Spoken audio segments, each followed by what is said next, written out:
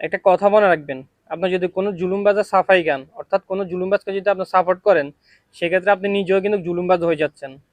তো আমি বলতে চাই যে আপনি যদি এক ওয়াক্ত ফরজ নামাজ আদায় না করেন, মহান আল্লাহ তাআলা চাইলে করুণা করে আপনাকে মাফ করে দিতে পারেন।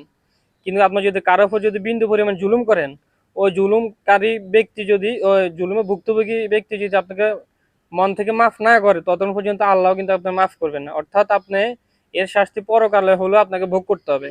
তা আপনি রাজনীতি করেন, সমস্যা নেই, আপনার দেশের জন্য অনেক বড় কিছু করবেন, আপনার দেশকে অনেক আগায় নিয়ে যাবেন, আপনার নেতা দেশকে মানে কি বলে জান্নাত বানায় ফেলবে, কোনো সমস্যা নাই। কিন্তু আপনারা যেগুলো করতেছেন সেগুলো কিন্তু ঠিক না। মানে একটা অপরাধীকে আপনার নির্দোষ প্রমাণ করবেন, আর একটা নির্দোষকে আপনি অপরাধী প্রমাণ করবেন, অর্থাৎ কে কাউকে কতটুকু ছোট করতে পারে সেটার একটা কম্পিটিশন চলতেছে বর্তমান সামাজিক যোগাযোগ মাধ্যমগুলোতে। তো এগুলো কেন করতেছেন রে ভাই আপনারা? মানে আপনার নেতা মানে এমনও দেখছি যে মানে আমলির সময় যে অনেকে বলতেছে শেখ হাসিনা নবী সমতুল্য, আস্তাগফিরুল্লাহ। আবার অনেকে বলতেছে তারেক জিয়ার নাম নিতে হলে অজু করতে হবে। তো এই বিষয়গুলো কোন পর্যায়ে গেছে আপনি বুঝতে পারতেছেন? অর্থাৎ স্রষ্টার সাথে মানে মহান আল্লাহ তাআলার সাথে বান্দার কতটুকু দূরত্ব বাড়লে এ ধরনের মানে কথাগুলো আসে। অর্থাৎ জুলুম করতে করতে মানে আল্লাহর সাথে কিন্তু মানুষের দূরত্বটা বাড়ে। তো এই সময় তারা কারোর সাথে শিরিক করতেছে আল্লাহর সাথে, নাই কোনো নবীর সাথে সমতুল্য কাউকে মানে সমকক্ষিত করা কত বড় অপরাধ সেটাও তাদের মাথায় নাই কিন্তু। মানে তাদের নেতা হচ্ছে যে সব, এমন একটা অবস্থা এখন। তো আপনারা তাদের সাফাই গাবেন, ফেসবুকে বড় বড় স্ট্যাটাস দিবেন, কেউ তাদের বিপক্ষে কথা বললে আপনারা তাদের সাথে ঝগড়াঝাটি করবেন, তাদেরকে হুমকি দামকি দিবেন।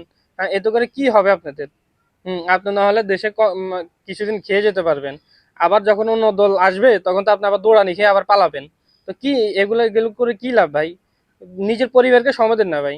নিজে ব্যবসা বাণিজ্য করেন, চাকরি করেন, মানসিক শান্তিতে থাকেন। কেন আরেকজনকে অশান্তিতে রাখতেছেন আর নিজেরাও অশান্তিতে থাকছেন? এগুলো করে আপনারা কারো মানে কখনো সম্মানিত হতে পারবেন না। হ্যাঁ, দেশের মানুষ সত্যিকারে আপনাদেরকে ঘৃণা করে।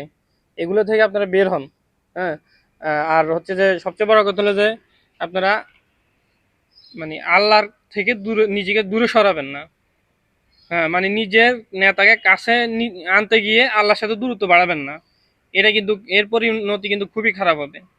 তো আপনারা নিজের ভালোটা বুঝলে অবশ্যই এখনো পর্যন্ত মানে সতর্ক হন।